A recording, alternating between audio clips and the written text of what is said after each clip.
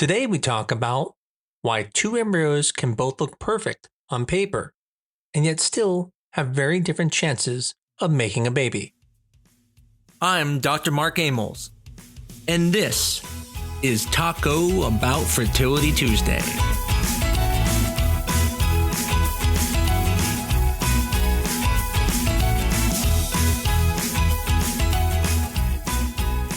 Let's talk about one of the most frustrating things in IVF. As a patient, you hear that an embryo is genetically normal. Maybe they hear it's euploid. Maybe they hear it's an AA embryo.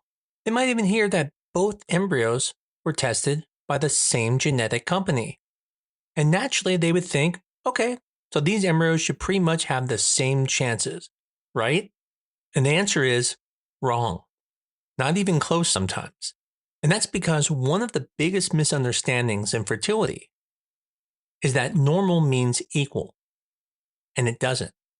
This means that two embryos can be called euploid and still have different pregnancy potential. This means that two embryos can both be labeled AA embryos and still not be biologically the same. And that is why two clinics can both say they transfer euploid embryos that are both AA from the same genetic company testing and have completely different success rates. So in today's podcast episode, I want to break down why that happens, what actually makes one lab better than another, and why two embryos with the same label can behave very differently in the exact same person. I think the easiest way to understand this is to realize that IVF patients are often given labels. And then those labels start to sound way more precise than they really are. Let's take the word euploid. When we say an embryo is euploid, what we're basically saying is that the sampled cells appear to have the right number of chromosomes. And that's important. It's actually very important. But what it doesn't mean is that this embryo is the same as every other euploid embryo. What it doesn't mean is that this embryo is guaranteed to implant, or that this embryo is equally strong as the next one, or that this embryo is automatically the best embryo. It just means that it passed one major test. And that's a good thing. But passing one major test is not the same thing as winning the whole competition. Think of it like two houses being listed on Zillow. 3 bedrooms, 2 bathroom, excellent condition? Well, okay, that sounds useful, but are those two homes actually the same? Of course not. One might have a stronger foundation. One might have been built better than the other one. One may have hidden issues that weren't apparent, and one may be just falling apart. The point is, same headline, but different reality. And that's what happened with embryos. Euploid is a headline. AA is a headline. But the biology underneath it, well, that headline can be very different. So let's talk about grading, because people love grades. And honestly, I get it. Grades feel really comfortable. When you hear AA, that sounds amazing. It's like your kid already got a great report card. So when you hear things like AA or AB, day 5, day 6, it feels neat. But embryo grading is still a simplified visual system. It's useful, but it's not perfect. When an embryologist is grading an embryo, what they look at is how it expanded, how the inner cell mass looks, and how the trophectoderm looks. They look at things like how many cells are there, how compact it is, how symmetrical it is. Now these things matter, but let's not pretend it's some kind of divine barcode system that's going to make the embryo do well.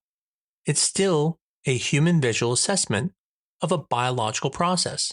And that means if you have two embryos, both called AA, that does not mean they are equal. And if you use the Gardner system, which only uses ABC, can you imagine grading every human on Earth with just 3 letters? Could you truly say that two people that are both labeled A are the same? And then imagine the people grading are going to be different, right? Some people may give an AA to everyone. Others may be very difficult on grading and give everyone lower grades. And that's because it's subjective. It's not as objective as you would think. So how can two embryos both be AA, both be euploid and still have different odds. Well, it comes back to that point that embryos are more than just their label. For example, if you look at embryos and how fast they develop into a blastocyst, that matters. Some have a stronger trophectoderm. Maybe one was more difficult to biopsy and they had a harder time on it. Maybe one embryo froze better and thawed better. And things we can't see, such as biologically competent, can't be seen. And maybe one's better than the other in that. And that's the key point. There are things that matter about an embryo that are not completely captured by grading. And that's also true when it comes to chromosomal results. Euploid does not mean guaranteed to work. It just means in this embryo, the chromosome numbers is normal. So, when the patient asks, but how can these both be AA euploid embryos and still have different success rates? The answer is simple, because the label is not the whole story.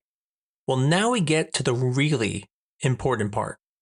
Why can one clinic get better results than another clinic, even when both are transferring normal embryos? And as we discussed, those are just labels. But how the embryo was created, how it was handled, how it was biopsied, frozen, and thawed, and even how they were transferred, well, it makes a difference. And that's where the lab comes in. A really good IVF lab is not just a room with incubators and people in scrubs who look stressed and very expensive, by the way. A really good lab has very tight quality control. They have things like stable culture conditions, excellent temperature and pH management, and very good air handling. The air system and the incubators alone can make huge differences in the success rate. Also, the quality of the embryologist make a big difference. If an embryologist is not skilled in biopsies, that can hurt the embryo. If an embryologist is making too large of a drop on the straw that's going to be frozen, that can prevent it from thawing later. And that's because embryos are very fragile. So a clinic who's constantly opening up their incubators, they're going to have lower rates because those embryos are going to be exposed to temperature fluctuations more often. A clinic that's right next to, let's say, a diesel station and doesn't have a good air system is going to have lower rates. Embryos are just doing their best to try to stay alive and not get annoyed. And in IVF, sometimes even small annoyances can matter and can affect those cells, leading to lower pregnancy rates. So when you see one clinic with stronger outcomes than another clinic, it doesn't automatically mean the other clinic is bad, but it may mean one lab is simply more consistent. Culture systems, air systems, if they're better, it makes a difference. If one's biopsy technique is gentler, again, makes a difference. These small details matter. And this is one of the hardest things to explain to a patient, because from the outside, clinics kind of all look the same. And if they're using the same grading system and the same genetic testing company, well, you would think the results would be similar. And I can say they all do care. They all use things like advanced and cutting edge, and that's because it is cutting edge. But these differences, they do matter. And so unfortunately, these are the questions you have to ask. Do you have individual incubators? What is your air system? How long has your embryologist been there for? Then you can turn to the CDC and find out, hey, is their pregnancy rates as good as the other place? Now, keep in mind, you can't really compare things directly. A 64 is not better than a 62. But a 62 is definitely better than 32. That you can say. No clinic can cherry pick patients and be that much better by 30%. So it's important that when you look at it, keep in mind that, 5-10% may not be that big of a difference. But a 10-20%, that is something of a difference, and they're probably doing something a little bit better. But the other thing to look at too is look at the number of cycles they do. Someone shooting a basket 4 times and getting 4 in a row? Yeah, that's possible. Someone shooting a basket and getting 100 in a row? That's very unlikely. And so a clinic that has more transfers and more retrievals, those numbers are going to be more accurate than the clinic that ends up having only 20 cycles. But the clinic that's doing only 20 cycles you can't really extrapolate that and say this is how they are because there's not enough cycles to be able to truly know if those results are going to be valid. Another area that patients may get hung up on is this. Both embryos were tested at the same genetic company, so shouldn't they basically be the same quality? Again, no. Yes, that one part may be valid, and that company may do very well. So you can say both companies have the same confidence in the results. But it doesn't mean the embryos are the same, because again, they weren't grown in the same lab. They weren't biopsied by the same team or even frozen by the same team. And here's what really messes with people's head.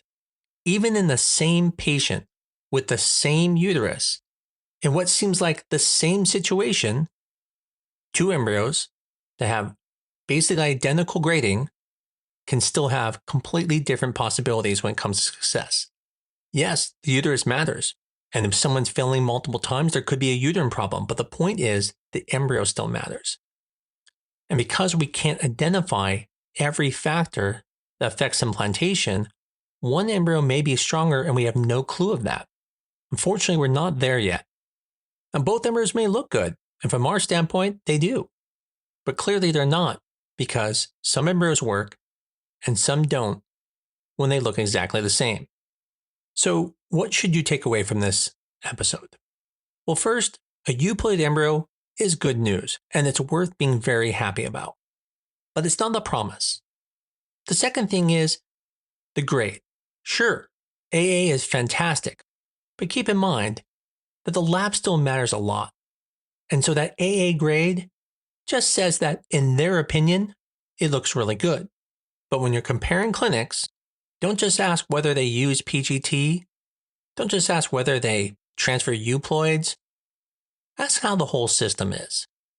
Ask about the experience level and the quality of lab, because IVF success is not just about the labels that are put on the embryos. It's about the entire system. And that's the reason why two genetically normal embryos that have the same grade can have different pregnancy rates. Because normal does not mean equal. In IVF, yes, the label does tell you something. It just doesn't tell you everything. And that's why one euploid embryo can work, another may not, and why one lab may consistently do better than another lab. They both have the same headline, but the labs are still different. It's just not as obvious. Hopefully this podcast was helpful for you. Maybe these questions have popped in your head and you thought the same thing of, why did that work and this one didn't? More important, hopefully this gave you the tools to be able to ask your clinic and help you decide between clinics by knowing these different things to ask. If you know someone who's maybe going through IVF or trying to pick clinics, let them know about this podcast episode. It might help them. As always, I greatly appreciate everyone that listens to this podcast. I appreciate all the people who send me ideas to tbft@newdirectionfertility.com. And if you like this podcast, tell your friends about it. Give us a 5-star review on your favorite medium, but most of all, keep coming back. I look forward to talking to you again next week on Taco Bout Fertility Tuesday.